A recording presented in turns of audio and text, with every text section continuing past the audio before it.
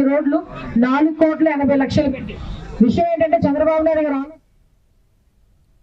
AP సచివాలయం ఉద్యోగుల సంఘం అధ్యక్షుడు వెంకటరామరెడ్డి ప్రెస్ మీట్ ని పోలీసులు అడ్డుకోవడంతో అక్కడ గందరగోళం నెలకొంది. పోలీసులు ఉద్యోగ సంఘాల నాయకులకు మధ్య వాగ్వాదం జరిగింది. నిన్న ఉద్యోగుల డిన్నర్ సమావేశం సందర్భంగా దాడి చేసిన పోలీసులు ఇప్పుడు ప్రెస్ మీట్ ని అడ్డుకోవడంపై ఉద్యోగులు ఆగ్రహం వ్యక్తం చేస్తున్నారు.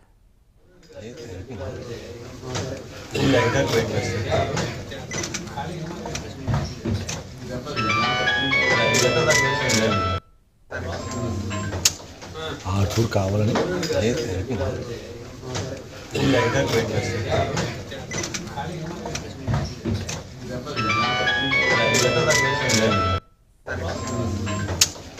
ఆటూరు కావాలని